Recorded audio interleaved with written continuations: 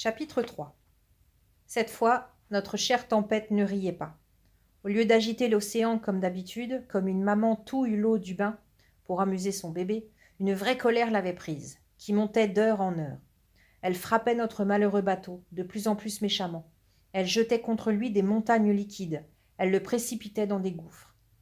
La coque du paquebot craquait et tremblait, comme si la peur, une peur panique, malgré tout son courage, peu à peu, s'emparait de lui. Jamais de ma vie je n'avais été si secouée. Je tombais, me relevais, retombais, glissais sur le parquet soudain pentu comme un toboggan. Partout me cognait. Un coin de table m'avait entaillé la joue. Je le sentais bien. Les chaos me chamboulaient l'intérieur du corps.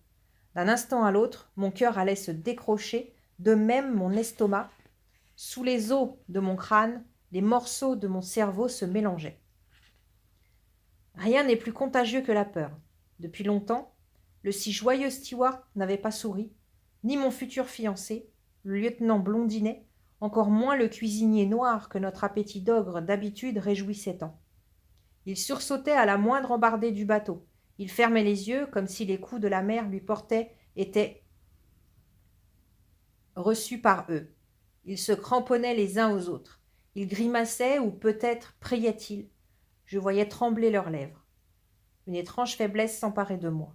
J'étais même prête à pardonner à Thomas tout le mal qu'il m'avait fait.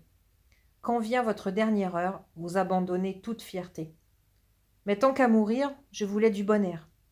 Par la main, je saisis mon frère et, profitant d'un beau coup de tangage, nous atteignîmes la porte qui donnait sur le pont. « Interdit !» hurla le lieutenant. « Vous allez vous faire emporter !» Ils tentèrent bien de nous retenir, mais trop tard, le paquebot de nouveau piquait du nez vers le ciel. Pauvre équipage, c'est la dernière vision que je garde de lui, un trio qui crie et gigote, plaqué contre une paroi blanche.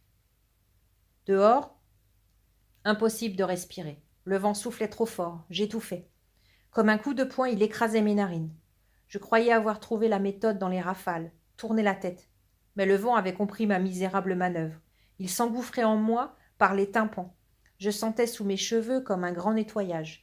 Tout ce que je savais, le vent me l'arrachait. Ça ressortait par l'autre oreille. Mes leçons d'histoire, les dates que j'avais eu tant de mal à apprendre, les verbes irréguliers anglais. Bientôt, je serais tout à fait creuse et vide. Thomas, comme moi, tentait de se protéger les yeux, affolé, et les deux mains plaquées sur ses oreilles. Un long coup de sirène retentit. L'ordre de gagner au plus vite un canot de sauvetage. « Bon, ma petite Jeanne, il faut voir les choses en face. Cette fois, c'est la fin. Trop tard pour aller chercher une bouée. Si nous coulons, à qui vas-tu bien pouvoir t'accrocher ?» J'ai cherché de l'aide dans mon cerveau désert. Un petit mot m'est apparu. Le dernier qui me restait, blotti dans un coin. 2 syllabes minuscules, tout aussi terrorisées que moi. Douceur. Douceur comme le sourire timide de papa quand il se décidait enfin à me parler comme à une grande. Douceur comme la caresse de maman sur mon front pour m'aider à m'endormir. Douceur comme la voix de Thomas quand il me racontait dans le noir qu'il aimait une fille de seconde. Douceur, doux et sœur, les 2 petits sons qui toujours m'avaient redonné confiance et envie de vivre 1000 ans ou plus. J'ai hurlé à Thomas de faire comme moi. Choisis un mot, celui que tu préfères. Dans le vacarme, il n'a sûrement pas entendu. La maudite tempête s'acharnait trop pour nous laisser la moindre chance. À peine ai-je eu le temps de lui crier que je le détestais et aussi que je l'aimais. Avait-il, comme moi, voulu choisir un mot, et lequel?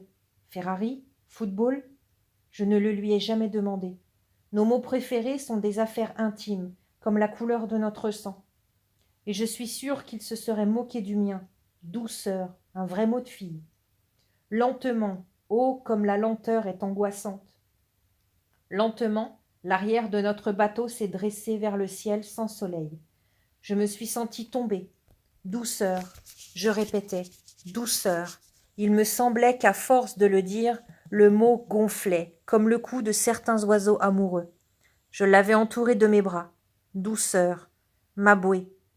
Et puis les lumières noires se sont éteintes, et un à un tous les bruits. Plus rien.